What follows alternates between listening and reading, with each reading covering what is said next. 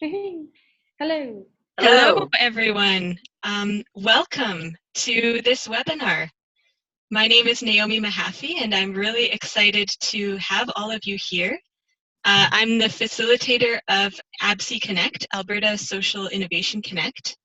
And one of the goals of our network is just to build connections and to share stories and share evidence to help foster more social innovation in Alberta. And I know many people, including many of you on this call, are trying to do just that. You're trying to get better at addressing complex social or environmental problems. And in many of your cases, you're working within a professionalized or a highly bureaucratic environment. And so I hope that today's webinar, today's presentation will be really pertinent for many of you.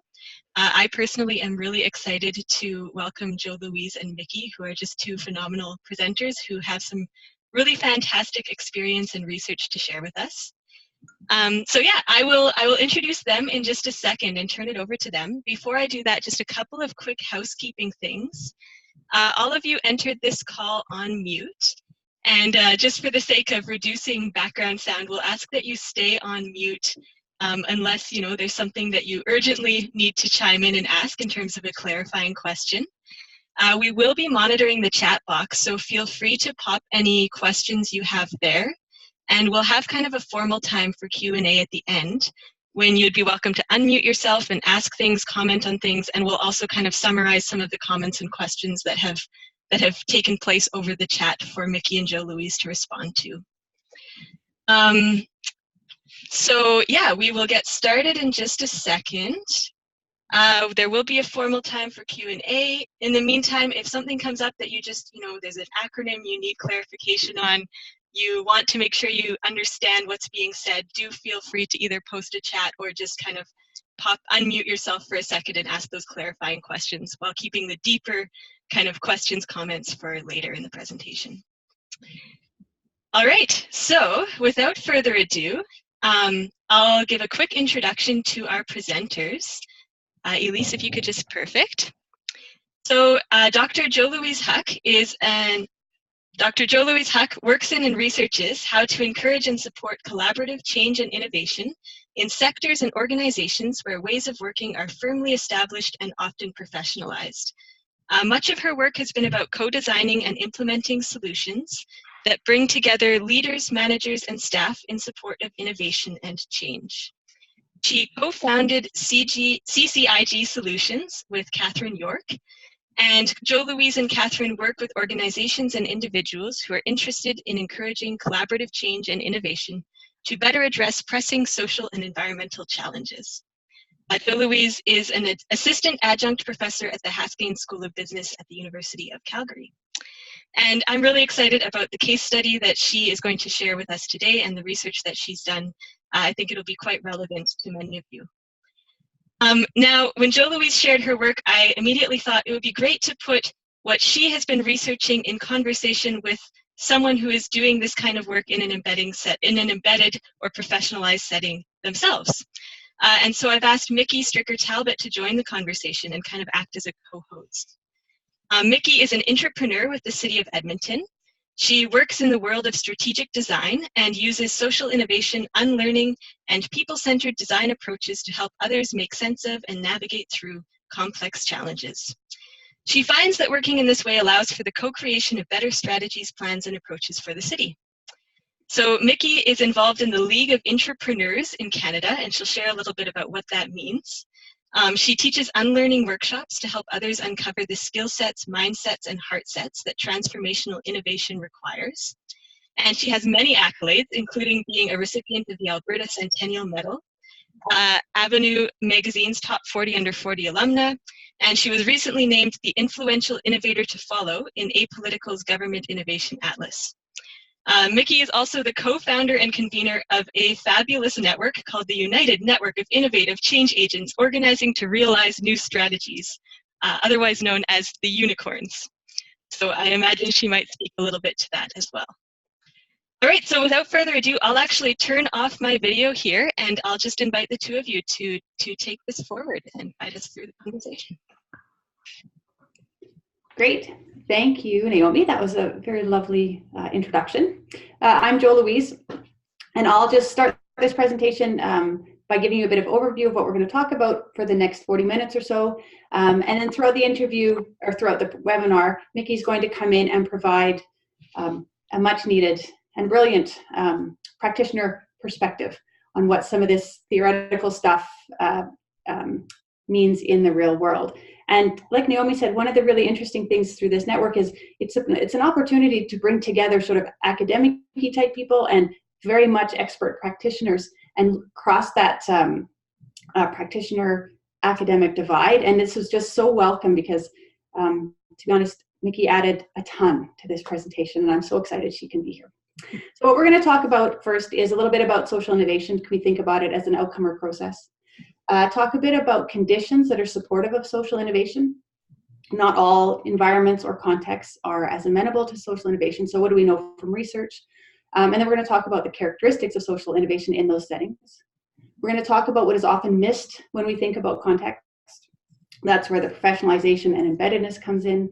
And then spend some time talking about the case study that was actually the basis of my dissertation that led to some publications in social innovation and to this webinar. Miki, did I miss anything? No, that sounds perfect. I'm excited. Okay, perfect. So, oh, next slide. I forgot, don't have control of the slides. Okay, so what are we talking about when we talk about social innovation?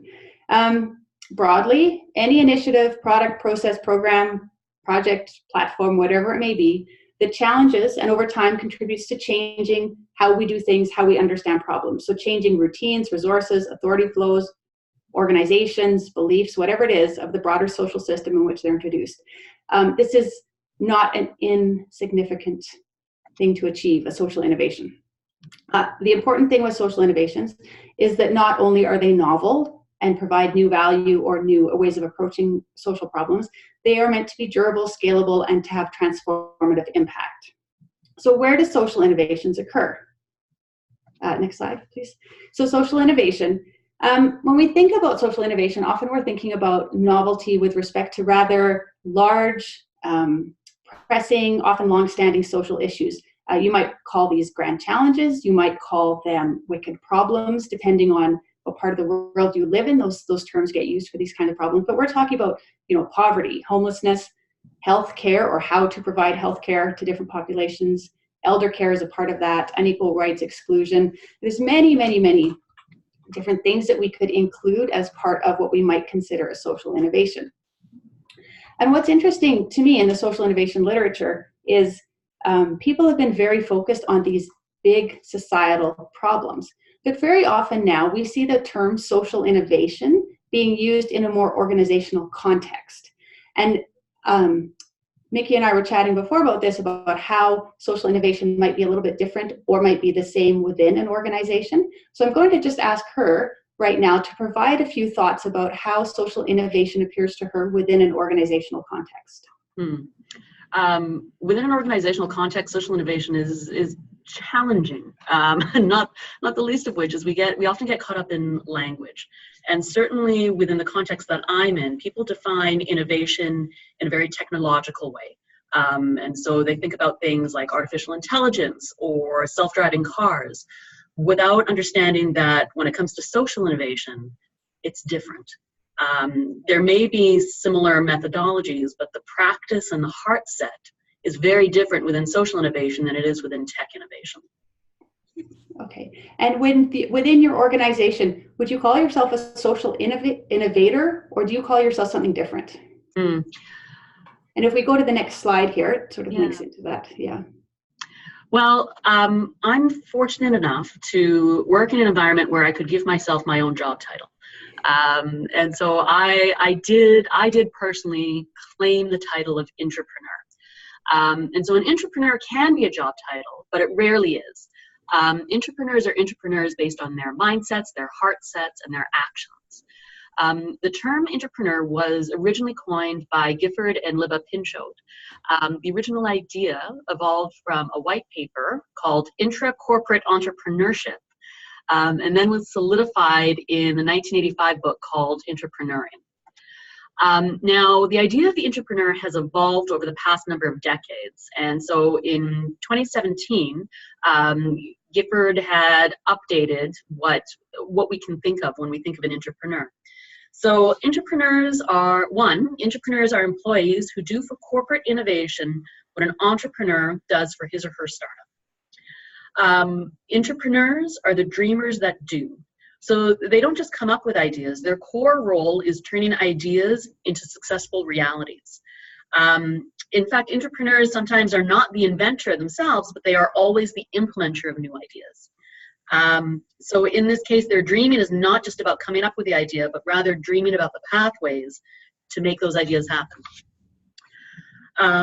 Number 3, entrepreneurs are self-appointed general managers of a new idea.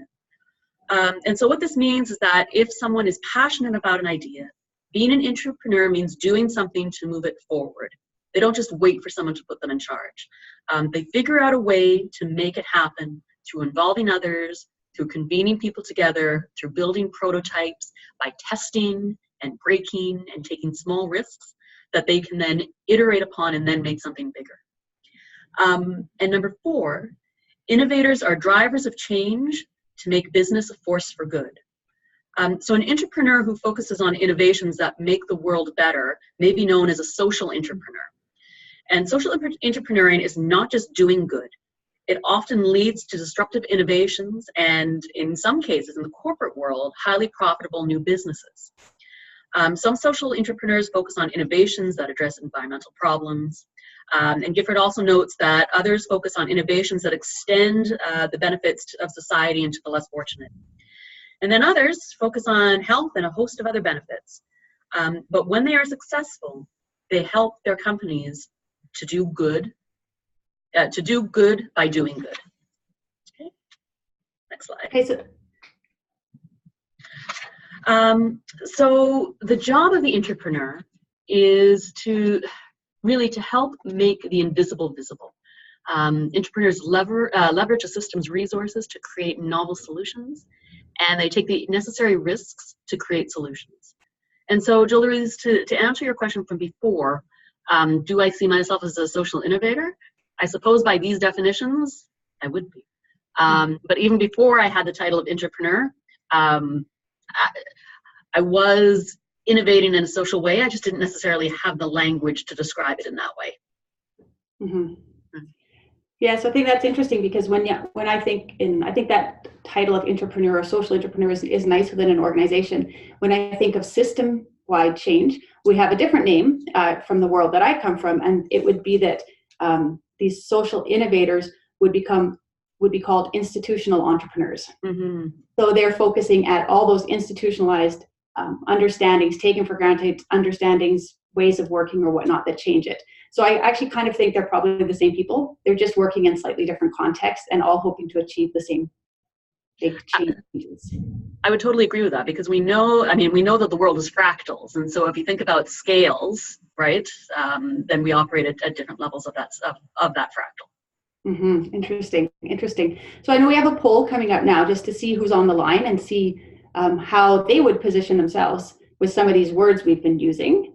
And I think the poll should be going out. There it is. So wondering now if you are working in an established or professionalized setting, and if you are, it'd be interesting for you to think about some of the stuff we're talking about now, and would you call yourself a social innovator as you go forward, or would you use the entrepreneur name, or maybe that doesn't matter so much. But we wanted to get a sense of how many people that were listening were part of a professionalized work environment.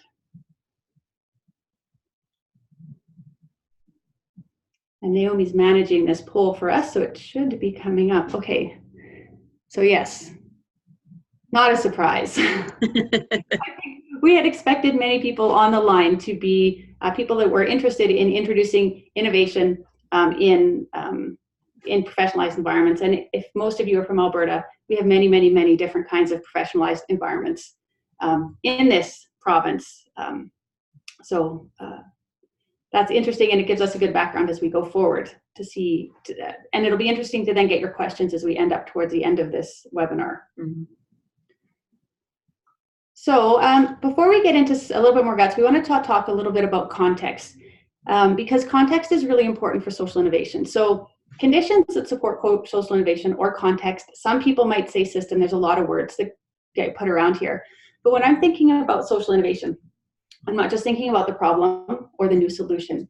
It's really important to think about all the different, or where that problem is happening, and to think about the political environment, social cultural environment, economic, financial, regulatory, and legal.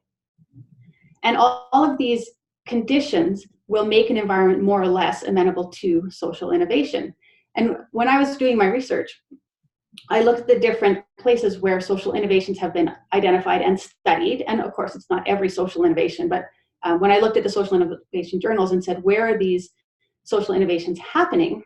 What I found is there were two sets of contextual conditions that seemed to make the environment more amenable to social innovation. So if we go to the next slide, the first set of conditions that support social innovation are those settings or those environments, you could think of communities, provinces, in which there's quite strong political, social, or economic turmoil. So this could be a really big economic turndown. It could be, for example, the economic migration that's happening in many parts of the world, refugee crisis, like those types of things are the kind of turmoil. And in those environments, the severity and extent of social problems are illuminated. It makes it very, very evident that what we've been doing isn't working anymore. And it can create opportunities for social innovators to come in and say, I have a new way of doing this, how can it work? A good example of this is social enterprises that have been created in order to connect people who are homeless to work so that they can get money, obviously, and a house. So instead of taking a social welfare approach where you do housing, you create a work environment and help people go through. That's an example of this kind of approach that can come out when there's social and economic turmoil. The second kind of environment, or the second set of conditions that support social innovation, are settings where what we call institutions, banking, or markets are weak or absent, or exclude certain people. And when these conditions are apparent, social innovations can bridge that void that's happening. Microfinance is a really good example here, where the void was that there were not banks. People did not have access to capital or to the markets. And social innovators, the various microfinance organizations, starting with Green Bank, they were able to create a new solution that connected across these two. And what I also found when I was doing the research is that the characteristics of those social innovations that came up in these environments, if we move to the next slide, they had two characteristics. And the first was social innovations tended to be new organizational forms, new types of organizations like microfinance, or new types of practices, like this way of connecting or the way of working with people so that they could work and get housing. And the other important thing was that those new organizational forms and practices, they actually combined very different value and belief systems. So instead of just doing a social welfare approach, it was an economic plus social welfare approach. And there's some examples of the different kinds of hybrid or combined organizational forms and practices that came out through the literature that I was reviewing. So when you think about that, some of the social innovations that came up were things like entrepreneurial philanthropy. Instead of philanthropy for good, you did it on a very much entrepreneurial commercial basis. Development and banking together was microfinance.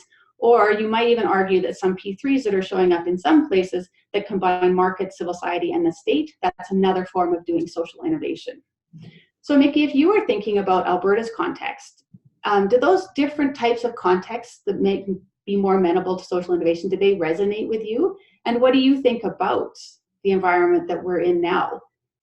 Where do you see those sorts of, where do you see the environment being open to innovation? Those are big questions, Jo-Louise. I know. I mean, in terms of the overall Alberta environment, I think I might focus on Edmonton because that's sure. Where I'm based. I think I'll talk a little bit about the City of Edmonton context and a particular project and approach we're taking using a social innovation framework. And folks on this call may or may not be familiar with the work that the city is doing around Recover, which is Edmonton's approach to improving urban wellness using a social innovation framework. And it started out, the work evolved out of a very specific and particular question that our city council asked around what do we do with the former location of a downtown prison facility. And the idea came up with, well, maybe we can transform it into a central hub for folks who are marginalized and needing supports, where it can provide homelessness and social supports and addiction services, like all of that stuff, put it in one place. And so council said, administration, go figure out how to make this happen. Well, as administration, there was a former colleague of mine, Oksana Niedzielski, who now works, who has since moved to Ottawa, who asked a very simple and profound question. She said, well, is that actually what community wants? And so by asking that question, it opened up space for us to actually look at the challenge differently. And so we worked with Dr. Alex Ryan and Mars to set up a framework for us to figure out how do we actually work with community? How do we do public engagement differently? We're actually co-creating potential solutions with the folks who this challenge actually is impacting.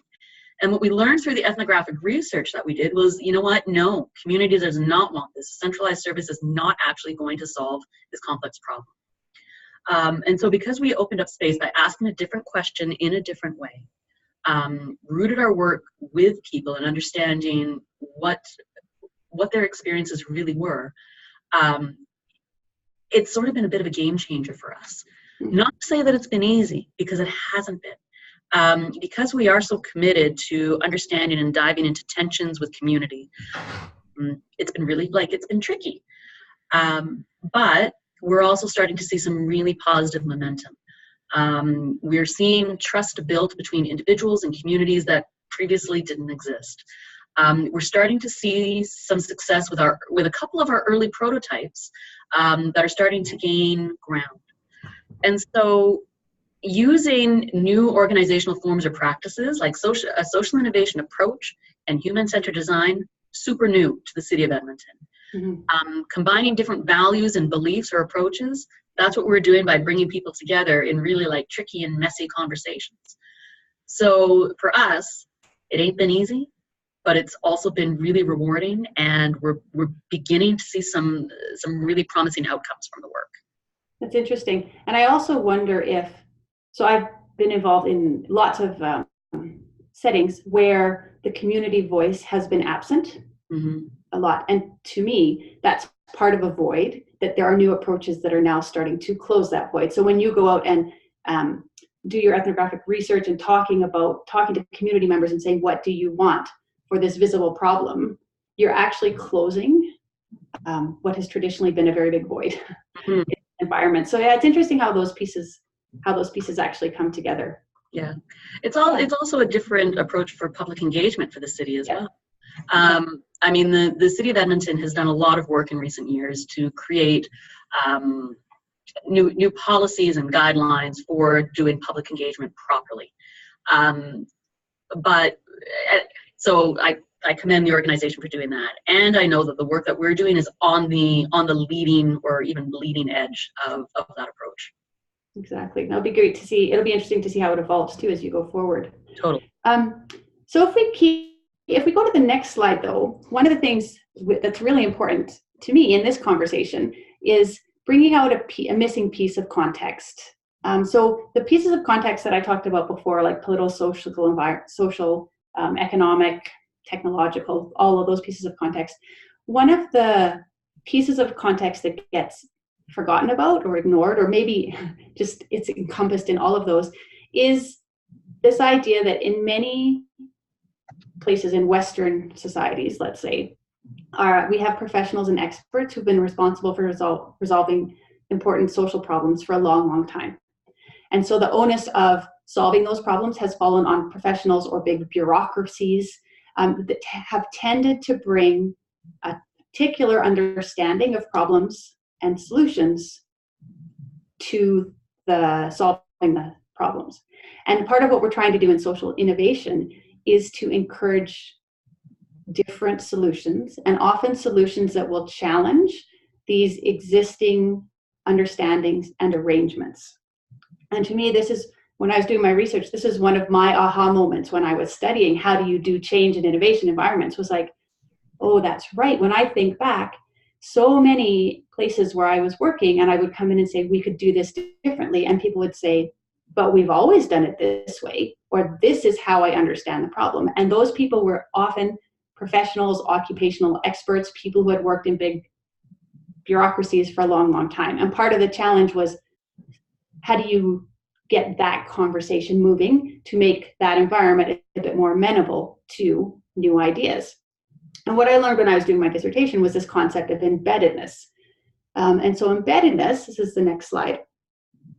Embeddedness is a way to think about why some people or groups of people might have difficulty thinking about the need for and different kinds of solutions.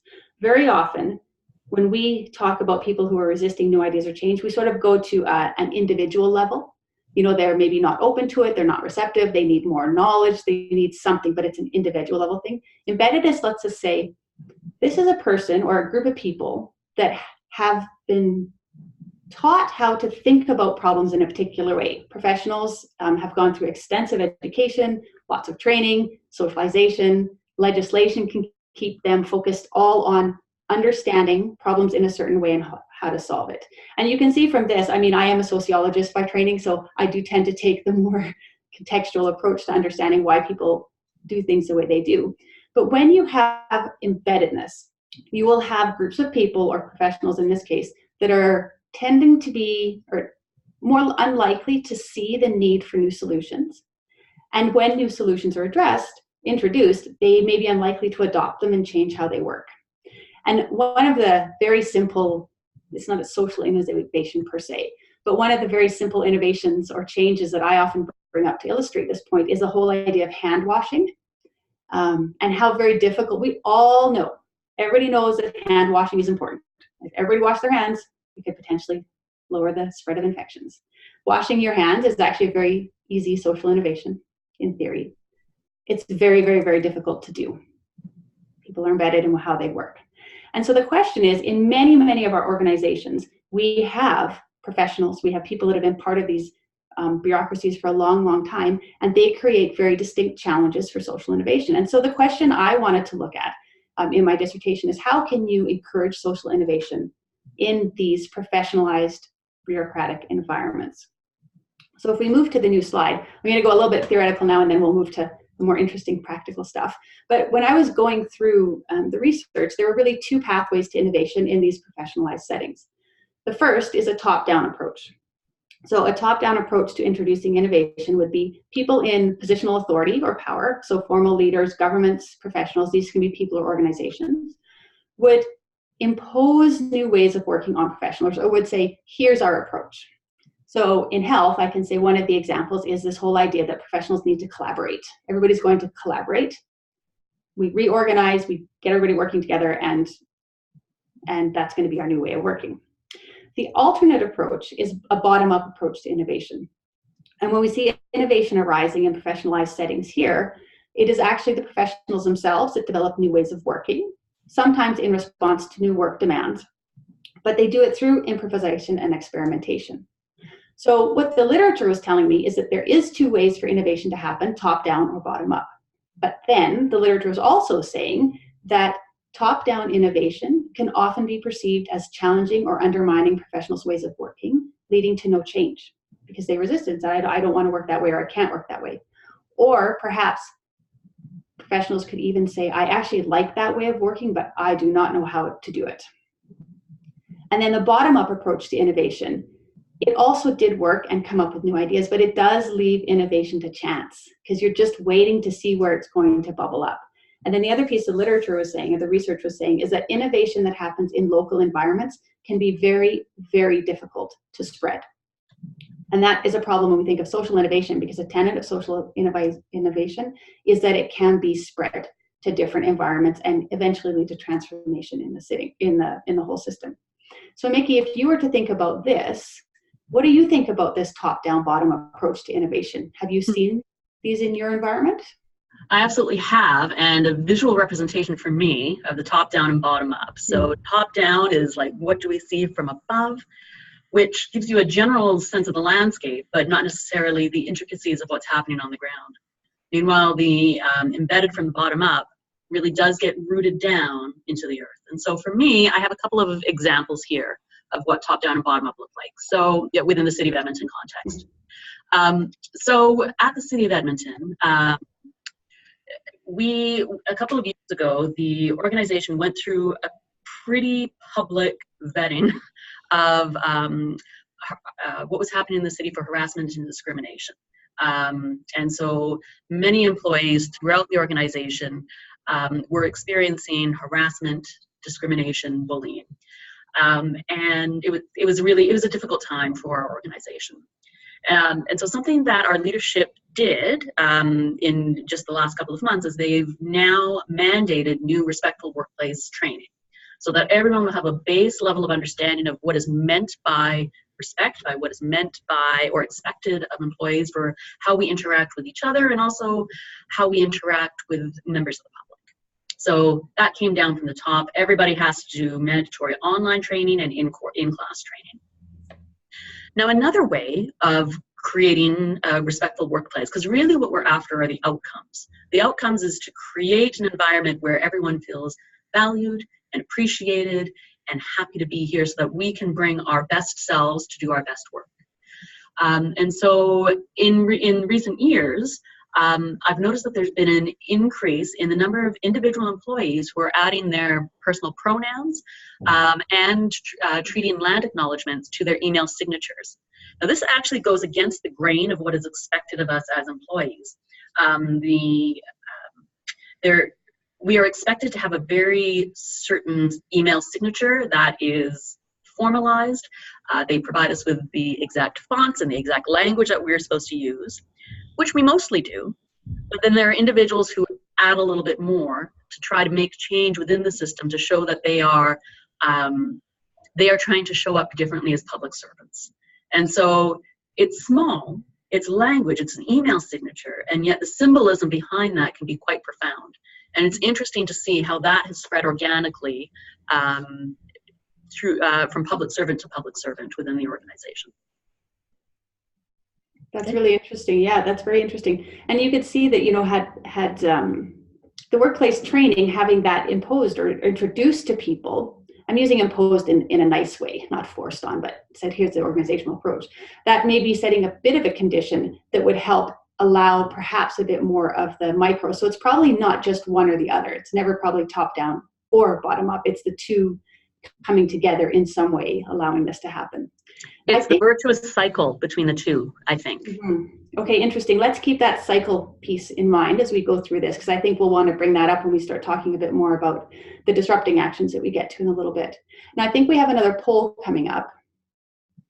Yes, so we have another poll coming up. And this is, we wanted to get a sense from people in the audience about where innovations typically came from in their work. Do they come top down, bottom up? Do they come from external consultants? Is it outsiders that bring in innovations? Or is it a blend of these things? So I'll just give people in the audience a chance to respond to what they think their answers to this question would be.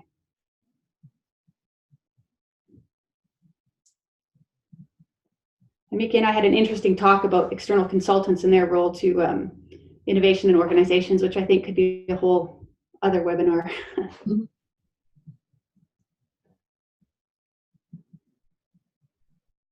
All right, so it looks like the answers are coming up. Okay, interesting. So interesting, almost even on top down, bottom up. Of course, we don't know how many people responded, so we're not going to get into quantitative analysis techniques here. But anyway, top down, bottom up is about even. And then quite a few people suggesting that external consultants play a big role in this. So I think that's something interesting to follow up on. And it did come out a bit in my case study findings that we're going to be talking about next. So interesting to see what people are thinking. Miki, any thoughts on these responses? I would say that, like, within the public sector, that would be pretty standard. Pretty standard. Okay, interesting. Okay, so if we now we're going to move into a little bit of a talk. I wanted to share some of the findings of my research. And then what I'm going to do is go through about, I think, 4 or 5 slides that were about the findings, and then we'll have Miki have a chance to respond to what came out of my research. So I am a qualitative researcher. Most of the data that I had was from interviews and observations of people working. The case study itself was about how we can encourage new ways of helping people with addiction and mental health issues. This is an Alberta case study.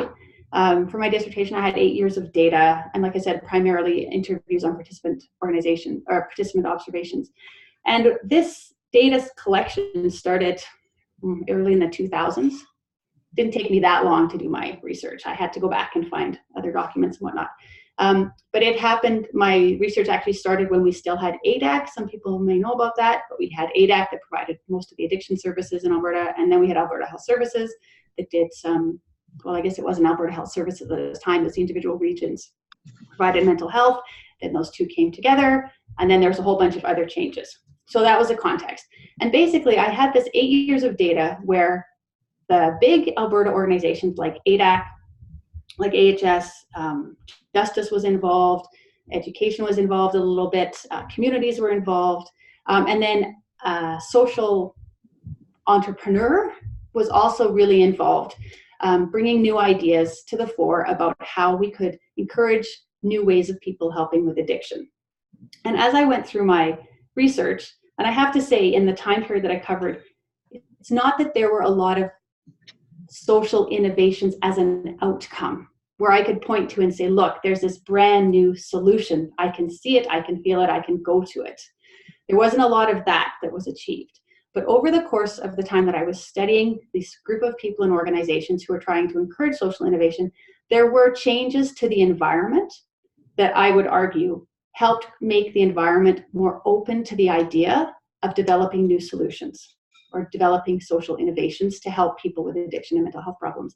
And this was really important because I think one of the things we forget about is how very long it can take to create and introduce and spread and eventually sustain new ways of working, whatever those may be.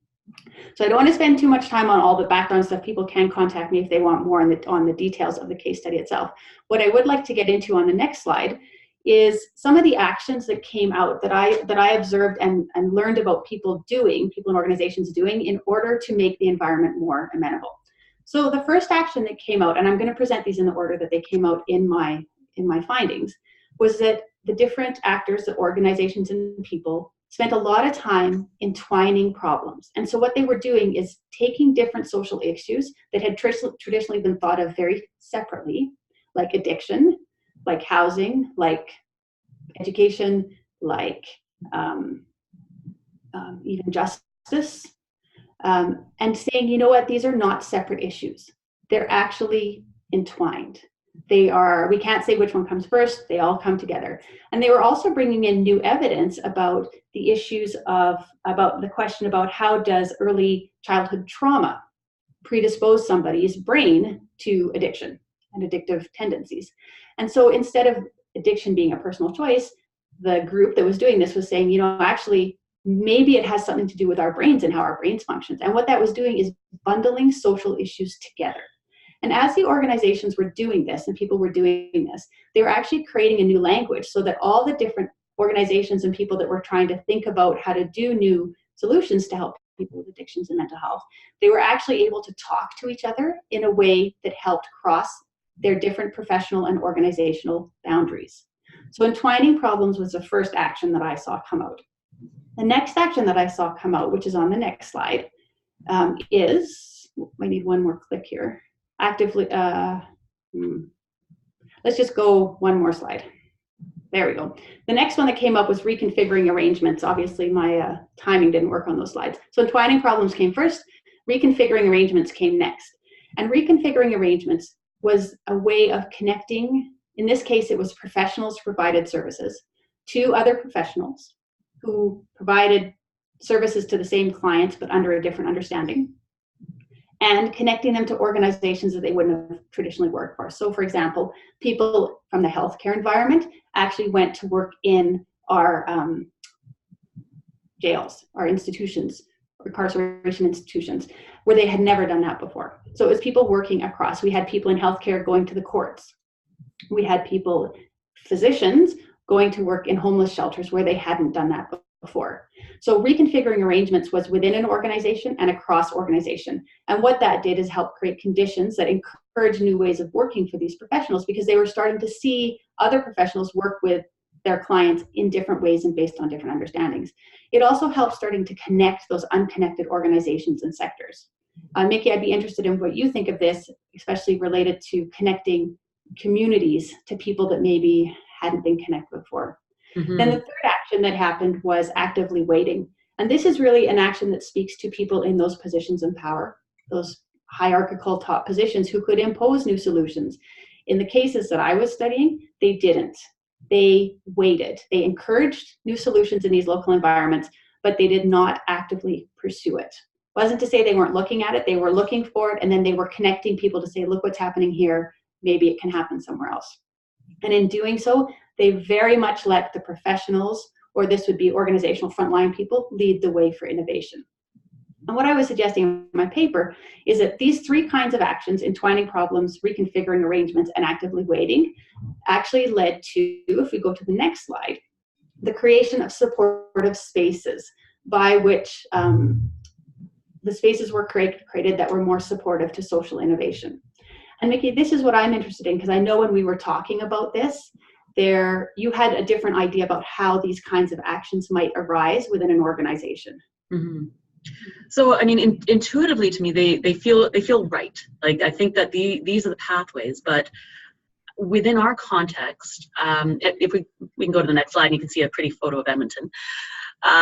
We can, I think that we can take, these pathways are not necessarily in order. It's not linear. And so I think that you can begin from any one of those points. So within my context, the act of actively waiting could be the form of doing your homework by doing e-scans and research and white papers, and then waiting for the policy window to open. Whatever that might be, from external pressure or from council, or just because. The reconfiguring arrangements could be an internal reorg where they shift people around and expect them to work differently together. I've been through a few reorgs and they don't always produce those results, but I think that's the intention. With entwining problems, that would be like Recover, which is using the concept of urban wellness to link complex challenges like homelessness, addiction, mental illness, neighborhood vitality, and citizen engagement through a social innovation framework. And then there's creating supportive spaces, which is what my director and branch manager have done by providing our team with top cover and the psychological safety to try new things and to test and to fail and to learn and to try again. But in many ways, like, I think that actually comes first, is providing folks with that psychological safety to be able to try new things so that it's not so scary. And so I think that within different contexts and in different environments, you could start at any one of those and still end up in the same place. Yeah, and that's interesting. And I think too, it's not like you just go from one action to the next, they're iterative. So you might support a space and then you might entwine a problem, or you might reconfigure an arrangement differently and then go back.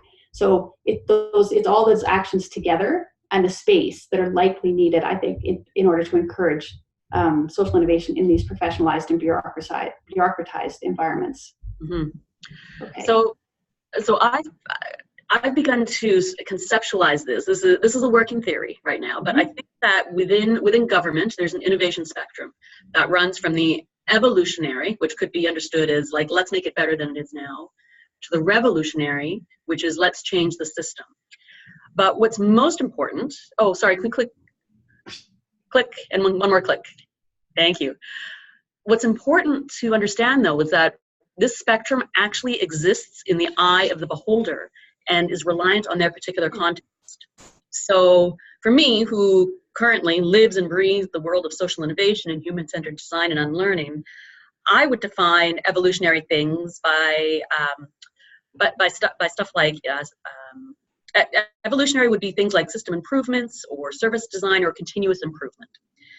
And I would define revolutionary by things like using artificial intelligence or decolonial practices or unlearning methodologies. But other folks would define evolution and revolution very differently. I mean, in fact, I remember when I first started with the city of Edmonton, I defined it very differently. I worked in an area where I just wanted to make a change to a form, to make the form better. But in that context, making that change to that form was actually revolutionary. Because it was seen as being so like, oh my God, no, we've been doing this forever. What do you mean you want to make a change to a form? So now, because, I mean, none of us start off in the revolutionary state, at least public servants. We do not begin as revolutionary, even though we see ourselves as that. And so it's an interesting spectrum to consider how we as individual public servants move along that spectrum. And I think that our work, for those of us who are in this world, we need to make it safer for folks to take those revolutionary acts, regardless of what that means for them. And so for those people who are in a particular context that making a change to a form is seen as radical, we need to give them the tools and the safety and the bravery to be able to make that change. Because that's where the revolutionary act begins. That's my working theory right now. I'd love to get some feedback on that.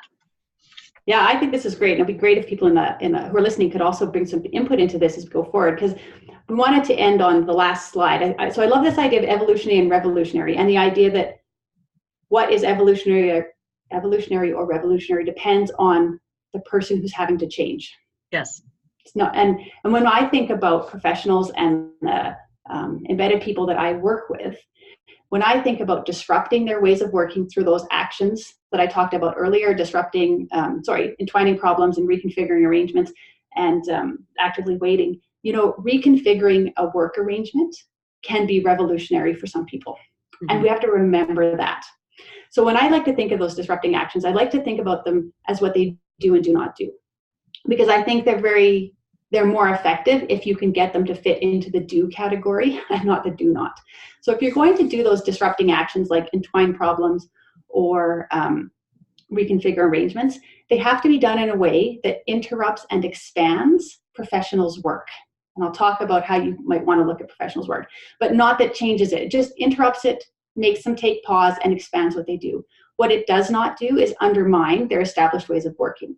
And undermining can be really specific. Providing somebody a new form or a tool can be perceived as undermining. You're not doing it right with the other tool. Here's a different one.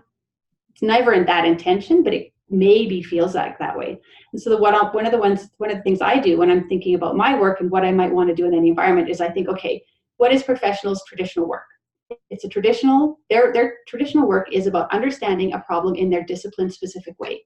If I'm a social worker, a doctor, an addictions counselor, a manager, I'm going to understand the problem in a particular way. I am going to often work with peer professionals, not always, but often. And that's just a part of how professionals are worked and how they're trained. And the other piece is that if I'm a professional, my work is about problem solving. Here's the problem. Here's how I understand it. Here's how I'm going to work with the professionals I know to solve it. When I'm thinking about disrupting action, I want to get those professionals to a place of changed work where they start to understand problems in a systemic, not a discipline-specific way. I want to get them to a place where they can work in multidisciplinary and organizational settings, but in a different way. So not in their traditional way of working with different professions. We all know there's some environments where, the manager says, here's what we do, and everybody does it. In this new changed work, I would want to see the people on the floor saying to the manager, hey, maybe we could try it this way, like really flipping things on its head. And then the last thing I would want to see is that professionals' work starts to focus not just on problem solving, but on problem definition. What is it we're even trying to solve? And innovation. How can we do it in new ways? And if those disrupting actions and some of the actions you've been talking about can get them to the changed work, I think you're going to end up with more environments that are more open to social innovation. So what do you think of that, Miki? And then we'll go to questions. Yes, my short answer is yes. I mean, I could go on, but I'm aware that we only have 9 minutes left, and I'd love to actually open it up to others to pose questions and thoughts. So why don't we do that? That sounds like a great idea. Okay. So I think Naomi's going to come and help us do this piece of things. That's wonderful. Thank you so much, both of you, for sharing these reflections and points from your research and your experience. We do have one question in the chat to start things off. So Krista has asked, has the City of Calgary taken a similar approach in using a social innovation or human-centered approach as far as you know? And I think this was, Miki, right after you were giving the Recover example from Edmonton. Mm-hmm. Well, actually, I feel like you, Naomi, would be the best one to answer that one. Yeah, so I mean, I don't think there's anything quite like Recover in Calgary. I would point you to Civic Innovation YYC. I think they're a great group within the City of Calgary that's doing some interesting work, and there might actually be others here on the call that know of other examples that they'd like to point to. So yes, feel free if anyone else has questions, comments, quandaries you'd like to add. Now's a great chance for you to jump on. Feel free to unmute yourselves or pop in the chat.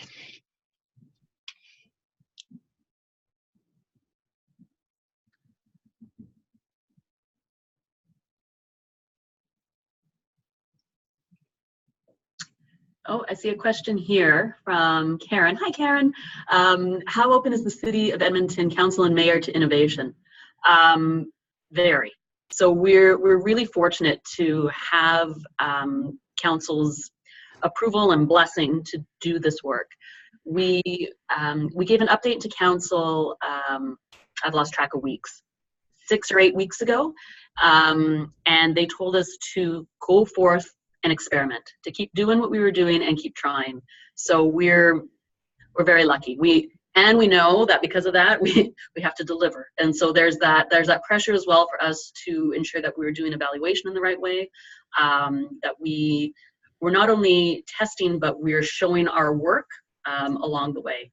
And we know that when we're making big systems change, it's not going to appear overnight. So we need to show how these small niche innovations are actually going to be feeding up to the larger system.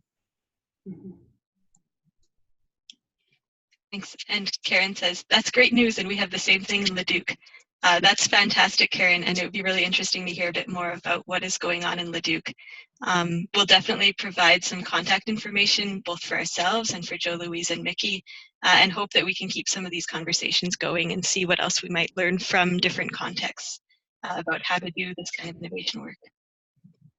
I think we have time for one more question if there is one, or comment. Rebecca says, this is a loaded question, but how did you initially get buy-in from council and mayor? Did it take some time?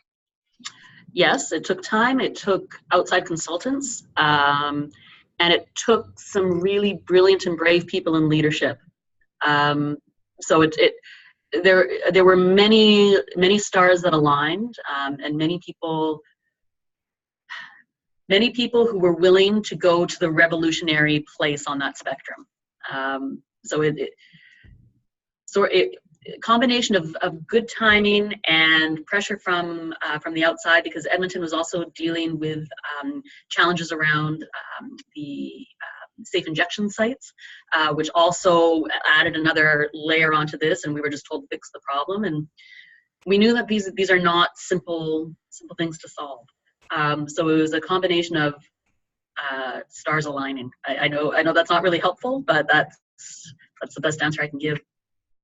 Well, and I think, Miki, you're right on that. Part of this idea that the conditions are right, that's a timing thing. You know, some innovations will have a better chance of getting traction if the time is right, if the conditions are right. And so for those of us who are encouraging, or for those of you who are encouraging new ways of doing, it is worth looking around and saying, is now the right time to introduce what I'm hoping to do? Or how can you build the case that now is the right time to do whatever it is you want to do?